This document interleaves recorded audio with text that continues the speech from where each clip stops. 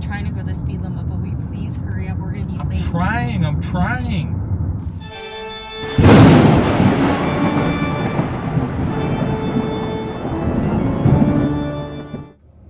Hello there, pair peeps, and welcome to another episode of Our Haunted Travels. I'm your host, Sean Donnelly. I'm your co-host, Marianne Donnelly. We're traveling. We're not traveling. We're heading to work because we have something special going on today. We're going to tell you about it. But before we get into that, if you're into the paranormal history, forensic, and travel type videos, don't forget to hit the subscribe button and ding that little bell so you'll hear from us next time we post a new video. we're in such a rush. We got to get there, make sure everything's still set up. We got more set up to do, but there's construction on the freeway between where we live and work. And now we're getting stopped behind a train. Yep, I see it right in front of us. Why don't you tell them what's going on, and I'll concentrate my energy to have this train just go faster. How slow it's going. All right, well, we are putting on an event at the school today. It's an America 250 event, and it's going to be sponsored by the Donnellys and the National Honor Society. So we're putting that on, and I have some of my friends from work who are going to come help me out and do some stations, some dressing up with me. We have Fort Lawrence is going to be there. We have some Civil War encampments going to be there, a Revolutionary War encampment. We're having all kinds of kids crafts. We are going to have a medical medicine of the Civil War tent. We're going to have free food and passports. I made passports so that every station that people come to, they'll get a stamp in their passport book for their Passport America 250 Newton Falls. Reading of the Constitution or the Declaration of Independence. Yeah, we're gonna have that. We're gonna have musket demonstrations. If we ever medical get there, demonstrations. Now, If only this train would be... I see the end. I see the end of it too. Okay, so what we're going to do once we get there and the event starts to run, we're going to get some clips from the different places. We're going to share that with you. And so you can come along to the event virtually. Yeah. All right. Let's get to it. Well, hello. I'm Martha Washington. I'm James Madison. George Washington's over there behind us. But this is our welcome station. And did you want to tell them about what's going on here? I'd love to. Here we issue our passports to our visitors. Our passports are pre-filled with some stamp stations, as well as a spot for a name. And the goal is for them to fill their stamp books out as they visit our different stations and learn about the different fundamental things that people would have to know 250 years ago. Ah, and we start off with the first passport stamp here. It's a Sinchak tiger. I'm just going to do it on your thing here. Yeah. Look at that. So that would be the first stamp, and then each of the stations around out here have stampers as well for each of the stations. And of course, my husband George, he was asking me to find some of our leftover purple cloths and cut out some hearts. He wants to do some sort of purple heart, merit heart thing, I don't know. But for the people who he thought were really great and did a really good job and, helped out tremendously with the cause. So I'm setting that up, and I'm going to start stitching those, I think, later. That'd be great, I think, to see you do. All right.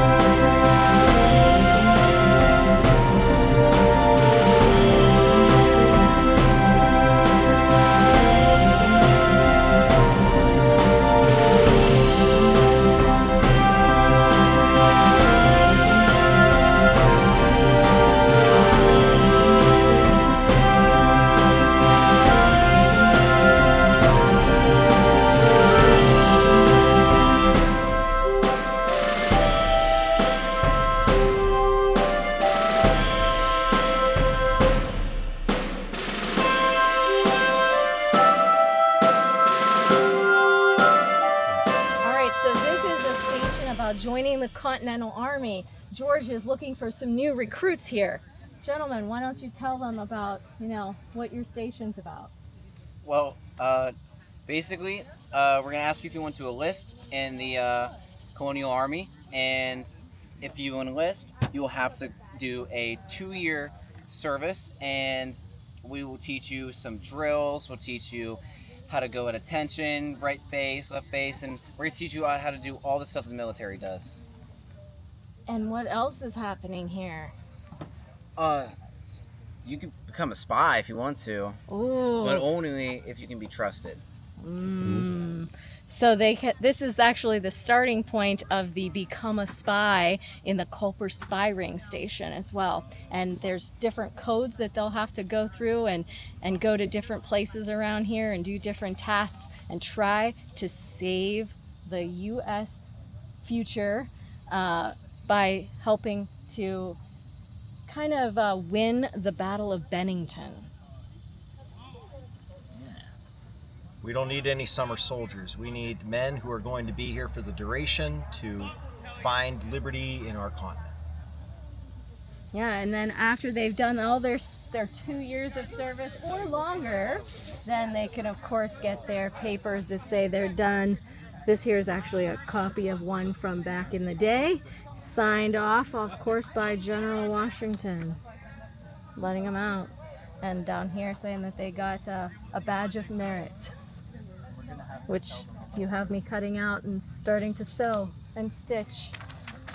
Yeah, so this here is Join the Continental Army. All right, here we are at the area here represented by Doug from Fort Lawrence, and he's representing today Colonel Bird. Captain Bird. I'll let him tell you. He's better at it. I'm representing one of the soldiers from Captain Byrd, Henry Byrd's regiments that attacked Fort Lawrence in 1779. The fort was actually started in November of 1778, built in 10 days by the troops of the 13th Virginia Regiment and 8th Pennsylvania Regiment, along with several militia units. They then finished it in the end of December. The back wall of the fort. Then they left after the 10 days of the building of the fort. They left the 1,200 troops left 140 to 150 of their men behind and to man the fort, and they headed back to Fort Pitt. The men were left there to finish the fort and to try to keep the Delaware Indians under a safe patrol from the attacks of any of the British and the allied Indians of the British.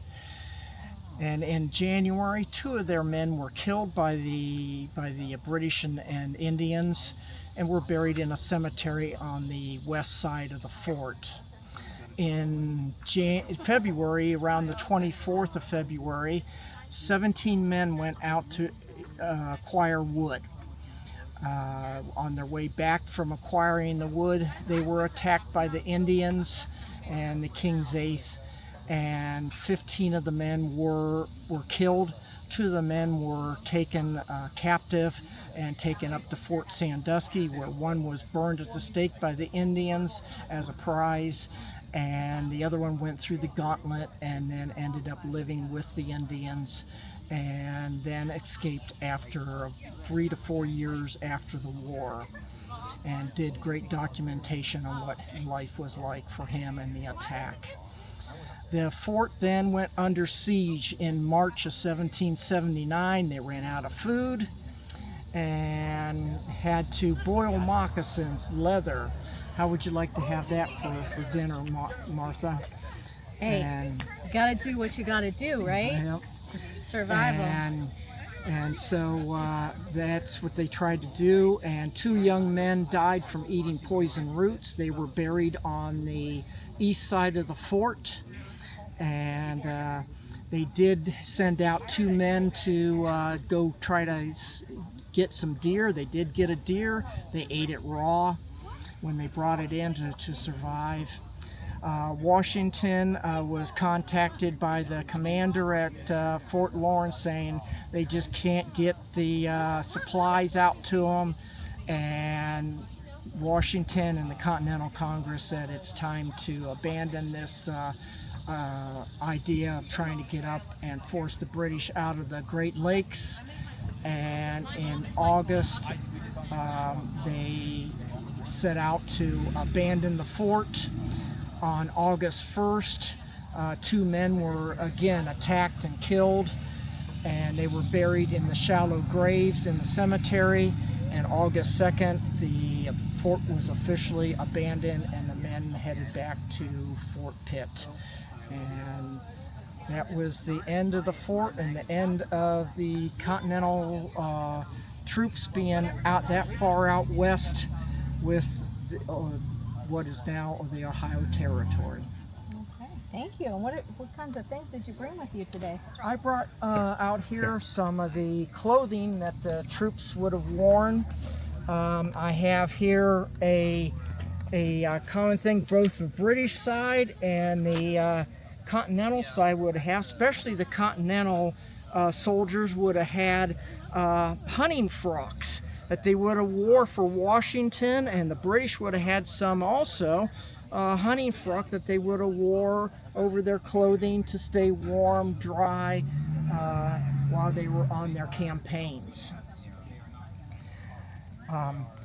Here is also, you can see a Coldstream Guards coat. This is a British coat that they would have worn, a soldier. And you can see the buttons. It's for the Coldstream Guards. You can see the buttons of the King's 8th, KS8. The British denoted each of their regiments of who the unit was. So you could tell who they were. They fought for their unit and where they came from. This is a musician's coat. They either had highly decorated coats for the musicians because they were the communications. The commanders had to find them. Or, and the same for the Continentals, they reversed the coats. Instead of being red with blue facings, they would have been blue with red facings, so that they could have been seen in the lines to give the communications to the commanders in the lines to tell them what the commands were from the generals. And these are the different types of hats that they could have had that they wore. These are the different muskets. The Brown Bess musket, which was the British musket that both Continental soldiers and the British soldiers would have had, and the French musket, the Charleville, that both the French troops and the Continental troops would have had, that they bought from the French. All right, well, thank you very much. And if anybody wants to, they can visit Fort Lawrence. It is open to the public. You have a visitor museum there, and you have several events throughout the year, so we'll put some information. Come join the archaeology that's going there this year, and enjoy some of the digging that's going on there and what they're discovering. Now you're talking my stuff, because I love that. Not Martha. Well, not Martha, but my other persona. All right, thank you. I'll let you talk to this young gent, and I'll see you later. And here's one of our future soldiers. Yeah. All right, we're at the 27th Virginia Company G station. They've set up some things here, and they're going to tell you a little bit about what they're doing here. So our company was originally out of Wheeling, Virginia, before it became West Virginia. Wheeling was very pro-union, and they managed to get a little over 80 guys to join the Confederacy. And all walks of life, some of them very prominent, some not. Went to Harper's Ferry to join the Confederate Army. What you see here on the table is a lot of things that the soldiers would carry with them. Things from home, things that they would purchase from sutlers, things that they would find along the way. Everything had its purpose, whether it be something to keep your time in camp, play poker, eat your meals, Repair your repair ripped uniforms, uniforms. when they break down and you can't get new ones. Mm-hmm. Letters from home or to home. Those ones are from home. From home. Nice. And some things to do in your spare time when you're not fighting. Which was most of the time. Which is Right. most of the time. More time off the field than on the field, so there was a lot of camp life. A lot of things went on in camp. All right. Well, thank you, gentlemen.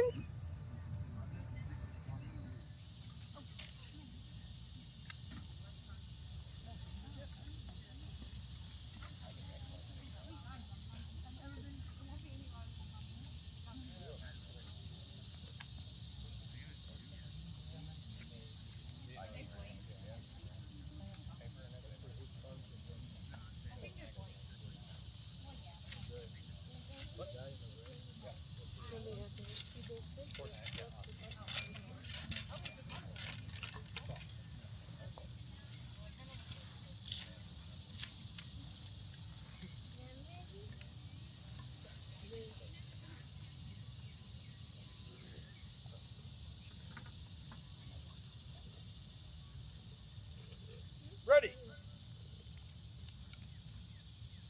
Aim. Fire. Recover. Arm. Shoulder. Arm.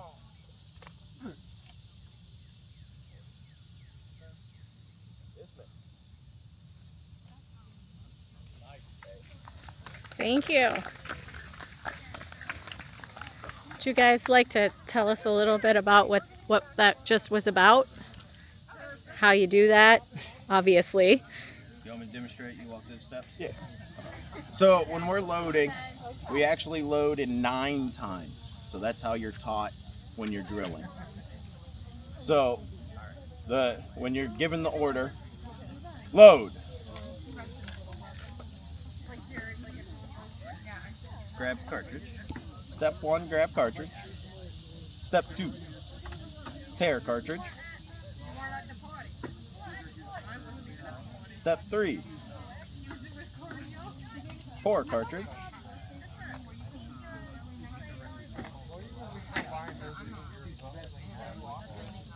Step 4, ram cartridge. Retrieve rammer.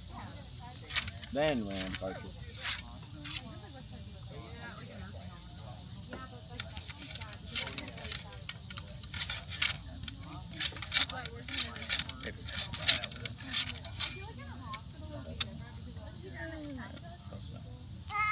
Return rammer. Then cast about.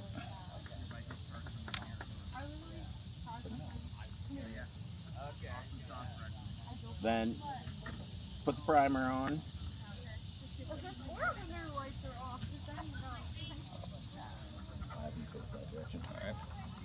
And then back to the shoulder. And then now he's ready to fire. Ready. Aim. Fire. Cover. Arm. Shoulder. Arm.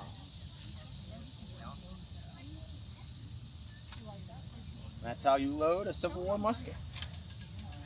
Thank you, gentlemen. All right, so this here is the craft station. We have 8 different stations that the kids can go to and learn different crafts and different things. They can make hats, they can learn about America's symbols, they can make books, they can weave, they can sew, do wax seals, make a feather actually write, because we have homemade inks and also quills so that we can actually make our own quill. And all kinds of other things here as well, but this is all the craft stations for kids. I don't know what I'm doing. Yeah. I just can't say that. I mean, you guys Yeah, look makes pretty sense. young. Oh, We are. okay. I mean, I was. Okay. Here's some samples, actually. Those ones look good. All right, and you're doing some weaving here. Yeah. You're gonna make us something fun. Yep. Nice.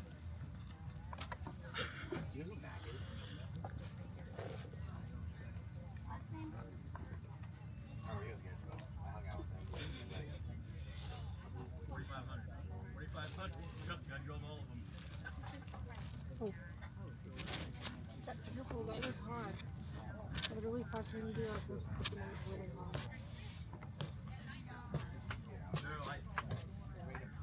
Oh, and then just like push it up.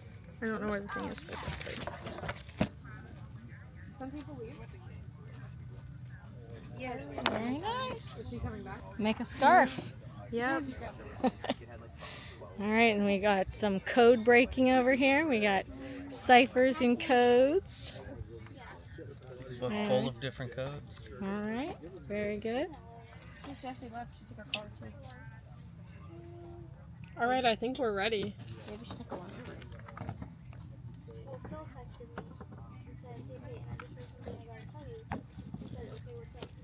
Okay. Then yep, go ahead. Just set it on there and let it sit. Don't lift it up for a few seconds. You want to let that cool Let a little it dry.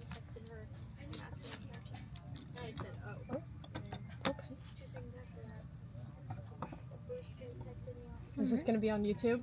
bit. Mm-hmm. Oh. Should be pretty decent now. So Yeah, I think you can pull that. rock that off. Rock it off. Oh. There you go. We need And there we There we go. Nice wax Looks like seal. cotton Sealed candy. up. Very nice. I like the colors. Yes, nice and swirls.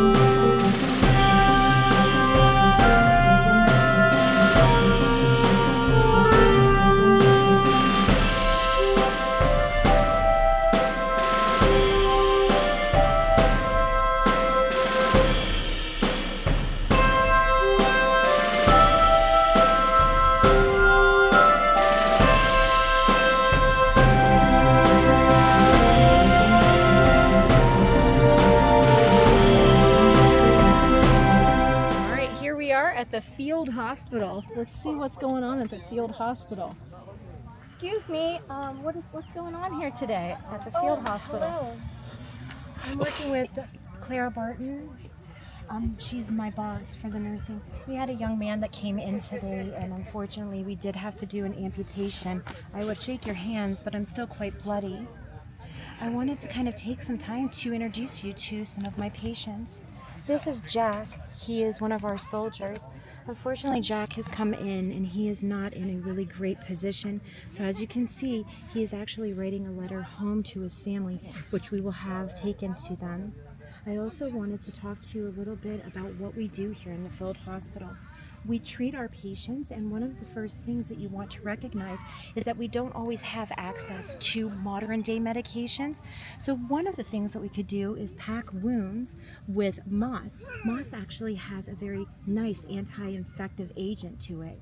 We also know that with our soldiers coming in, we don't have access all the time to things like chloroform or even ether when we need to do a surgical procedure. So we will use alcohol, whether it be brandy or whiskey, and we would use this to help get our patients in a good, happy place for when we conduct the surgeries. We also are going to use to treat open wounds and possible infections with vinegar. Another thing that we do to help with bandaging, we have lint that we create from the blankets that our soldiers come in with, and we would use this to pack our wounds. And then we will bandage it. We also don't have bandages the way that you would think that we do. So in the homes that we've commandeered lately, what we've had to do is take sheets and linens from their homes, and we'll create strips that we will be able to use to wrap their bandages. Some of our patients, if it is a small procedure, what we're going to do, they'll still be awake. What we'll do is, instead of what some people hear as biting the bullet, they actually would be using bark, and we bite down on that to help our patients. We also know that in the case of this young man who had an amputation, we do need to stop the blood from flowing. What we do is we took his belt and we are creating a tourniquet for stopping pressure so that blood will not continue to flow. Come with me. Some other important things that you want to recognize. We have different medications that we would use for our patients for pain control, things like laudanum or opium. Some of our patients have come in and they have dysentery. It's because they've been drinking a lot of soiled, very bacteria-ridden water. So what we do is we have my grandmother's recipe for bone broth. It's probably similar to what you think of as chicken soup. It's good and it's hearty. We also give them little biscuits that are almost like a tick medication, and it's a little biscuit. You might hear it being called a tack. So that's going to give them nutrition. We also are going to have just some important things for you to recognize. When our patients come in and they have had upper respiratory infections, what we do is we create a mustard plaster that goes over their chest. Unfortunately, some things we've been learning is it actually causes more problems for their skin, including blistering and rashing. We'll continue to try. Other important things is recognizing how we've evolved our healthcare from times of the Revolutionary War as well as with the Civil War. Things that we use, for example, pain medications like Digitalis, you'll find out eventually are going to be used in the future for cardiac medications. Finally, another thing that you might be very familiar with is going to be a medication that we used. It's called quinine. Yes, we use that for different infections, and you're going to notice that many years from now, you're going to have an outbreak called COVID, and we use that quinine to treat our patients today. Nurses also, we are going to continue under Claire's regime to document things that happen with our patients, and it's going to take quite a while with ink and feathers. Please remember that we had some amazingly famous nurses, including Dorothea Dix. We also had a young lady. Her name was Mary Elizabeth Mahoney, and she is the very first African-American nurse. An additional nurse that you don't really often think about is Louisa May Alcott. Yes, you're thinking correct. Louisa is very well known for the movie and the books, Little Women, but she actually served as a field nurse. One last reputable person I like to remind individuals, you're never too young to help treat in the field hospital. One such young lady, her name is Tilly Pierce. Tilly Pierce was a young lady, and she actually kept a diary, which you can obtain copies of, that talk about her experiences during the Civil War. Thanks for stopping by the field hospital today. I look forward to seeing you again. I don't know if I want to come and visit again. I mean, you're pretty scary, all these things that happened in the field hospital, but also some pretty cool, interesting pieces of information and other ways to do things. So, very nice. Thank you so much. You're welcome. Hear ye! Hear ye! The unanimous declaration of the 13 United States of America as follows from the Congress in Philadelphia. When in the course of human events it becomes necessary for one people to dissolve the political bands which have connected them with another, and to assume among the powers of the earth the separate and equal station to which the laws of nature and of nature's God entitle them, a decent respect to the opinions of mankind requires that they should declare the causes which impel them to separation. We hold these truths to be self-evident. Huzzah! That all men are created equal, that they are endowed by their Creator with certain unalienable rights, that among these are life, liberty, and the pursuit of happiness. Huzzah! That to secure these rights, governments are instituted among men, deriving their powers from the consent of the governed. That whenever any form of government becomes destructive of these ends, it is the right of the people to alter or abolish it, and to institute new government. Huzzah! Laying its foundation on such principles and organizing its powers in such form as to them shall seem most likely to affect their safety and happiness. Huzzah! Prudence indeed will dictate that governments long established should not be changed for light and transient causes.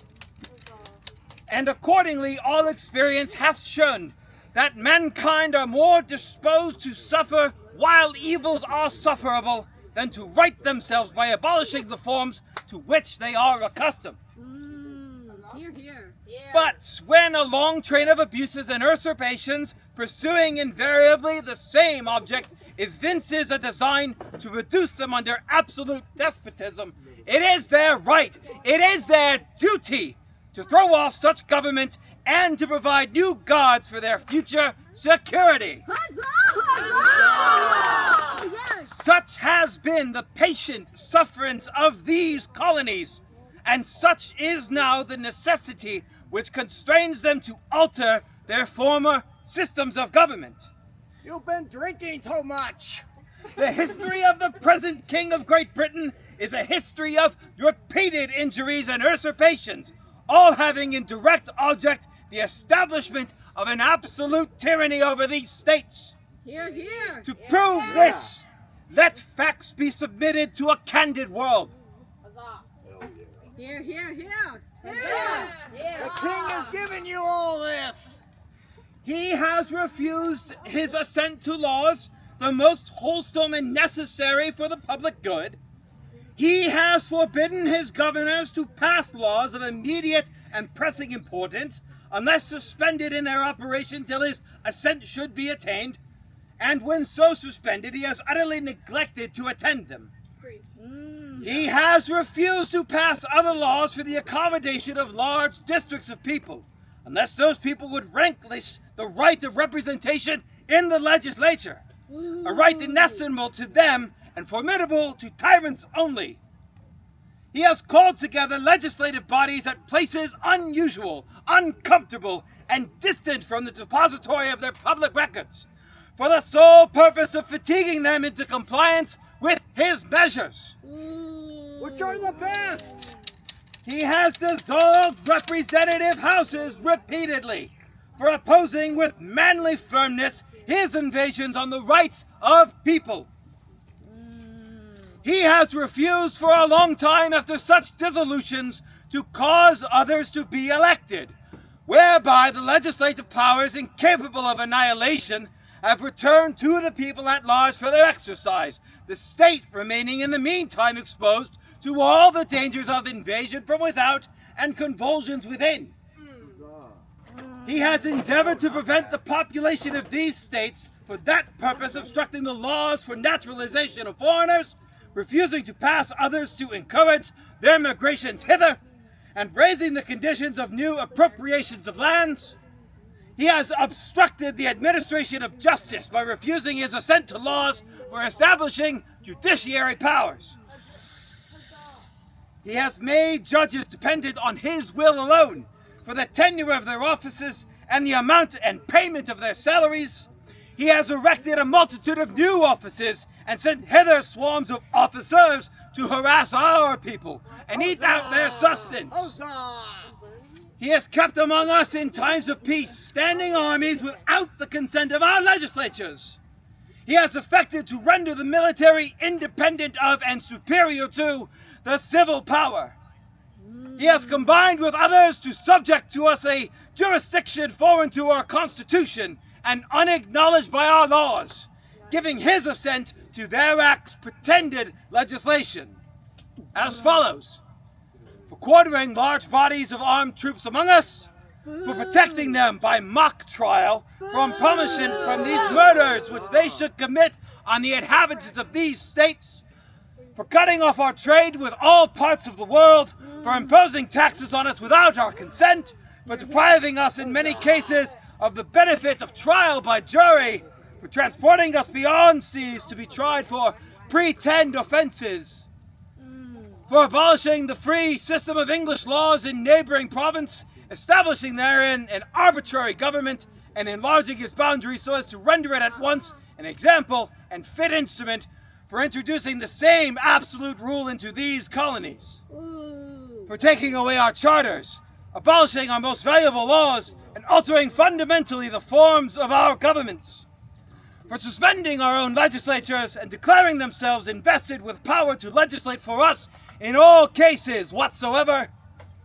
He has abdicated government here by declaring us out of his protection and waging war against us. He has plundered our seas, ravaged our coasts, burnt our towns, and destroyed the lives of our people. You guys are out of line! He is at this time transporting large armies of foreign mercenaries to complete the works of death, dissolution, and tyranny already begun with circumstances of cruelty and perfidy scarcely paralleled in the most barbarous ages, and totally unworthy of the head of a civilized nation. He has constrained our fellow citizens taken captive on the high seas to bear arms against their country, to become the executioners of their friends and brethren, or to fall themselves by their hands. He has excised domestic insurrections among us, and has endeavored to bring on the inhabitants of our frontiers, the merciless Indian savages, whose known rule of warfare is an undistinguished destruction of all ages, sexes, and conditions. In every stage of these oppressions, we have petitioned for redress in the most humble terms. Our repeated petitions have been answered only by repeated injury. A prince whose character is thus marked by every act which may define a tyrant is unfit to be the ruler of a free people. Nor have we been wanting in attentions to our British brethren. We have warned them from time to time of attempts by their legislator to extend an unwarrantable jurisdiction over us. We have reminded them of the circumstance of our immigration and settlement here. We have appealed to their native justice and magnanimity, and we have conjured them by the ties of our common kindred to disavow these usurpations, which would inevitably interrupt our connections and correspondence. Here, here. They, too, have been deaf to the voice of justice and consanguinity.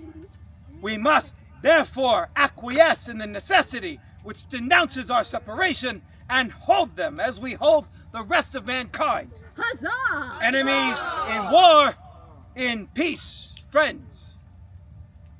We, therefore, the representatives of the United States of America in General Congress, assembled, appealing to the Supreme Judge of the world for the rectitude of our intentions due, in the name and by authority of the good people of these colonies, solemnly publish and declare that these united colonies are, and of right ought to be, free and independent states, that they are absolved from all allegiance to the British Crown, and that all political connection between them and the state of Great Britain is and ought to be totally dissolved, and that as free and independent states, they have full power to levy war, conclude peace, contract alliances, establish commerce, and do all other acts and things which independent states may of right do. And for the support of this declaration, with a firm reliance on the protection of divine providence, we mutually pledge to each other our lives, our fortunes, and our sacred honor. Huzzah, huzzah! Here, here! Fortunes. Okay, it's all over, all cleaned up.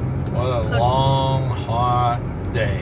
Yeah, it's 80. It was 85 out there. Yeah. Very, very warm. 82. It's 82 now. It was 85 when we left. We decided it's time to do a closing. Yeah. So, wow. That was so cool. The Yeah. muskets and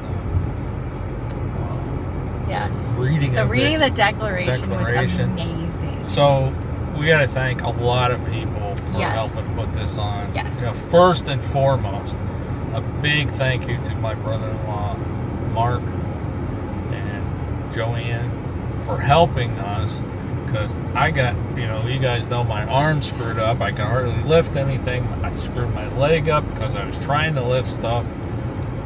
So I was like a quarter of myself. Mark helped out tremendously. Yes. Joanne put all that stuff together for the medical stuff. Yeah, she did a great job over there. It was really cool. Doug from Fort Lawrence. Fort Lawrence, yes. Oh, amazing guy. If you guys ever go down there, I mean, Fort Lawrence, we have a few videos from there. I got another video to put out from last time when we met Doug. I haven't put that out yet. I got to do that. And then... yeah, he is a wealth of knowledge, brought so many cool artifacts, allowed my kids to try on the outfits, and he let them shoot the musket. Yeah, he even let one of the kids shoot a musket. Yeah. So it was pretty cool. And then the 27th Virginia Company G. Yes, they were our security too, because they camped there and stayed and watched everything. Yeah, and they did musket demonstrations. They explained it. You saw here in the video. So they did a great job. They had all kinds of stuff at their tent about what it was like really just in the camps. Yeah. So that was really cool. Yeah. And then obviously the guys from work, my buddies who dressed up with me all the time, they came and they dressed up with me again. So I had George Washington there. So thank you to Brian for coming in and doing that and chatting it up. Mr. Bogus. And then Mr. Scott Seljak for coming and doing the declaration reading. The declaration, but he helped to tear down and he was checking people in, and it was just a great event. Yes. Like it was. Yes. It was awesome. It was supposed to be 2 days tomorrow too, but the rain forecast is nasty. Those tents that we made are not waterproof, and if all that stuff got wet, it would just be forever to get them dry. To get them dry, and we couldn't pack them up and then get. We're just. Yeah. Yes. So we decided to call it for weather for tomorrow, because it's supposed to rain all night. Actually, it's going to rain the day that you're watching this, because I'm going to put this video out tomorrow. But it's like half the day is going to rain. So. Yeah. And it's supposed to start tonight at 9, I think. Yeah. So that grass and everything where we're at would just be. Ugh.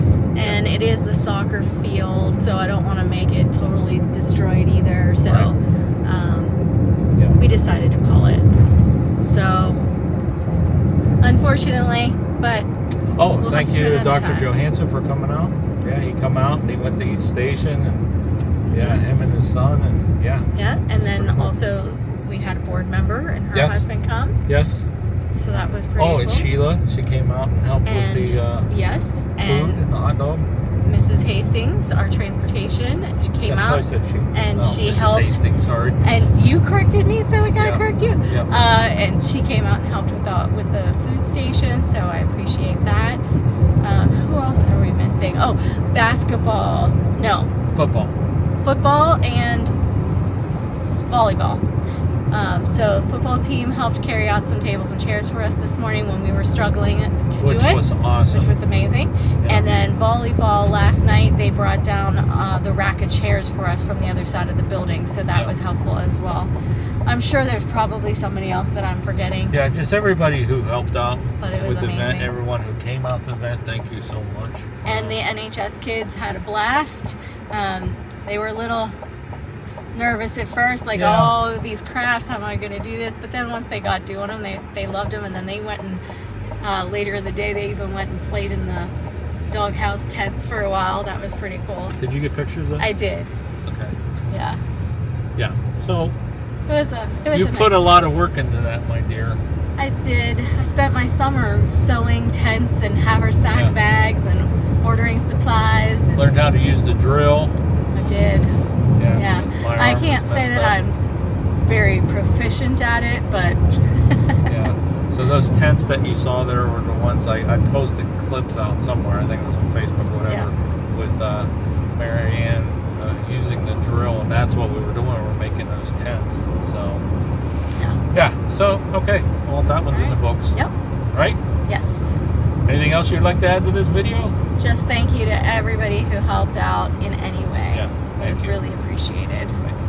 All right, folks. Until next time. Thanks for watching. And happy hunting. Let us know if you like this video by hitting that thumbs up. Also, if you'd like to see more videos from us in the future, support our channel by hitting that subscribe button. And ringing that bell so you get notified the next time there's a video from Panic D Videos. Thanks for watching. Happy hunting!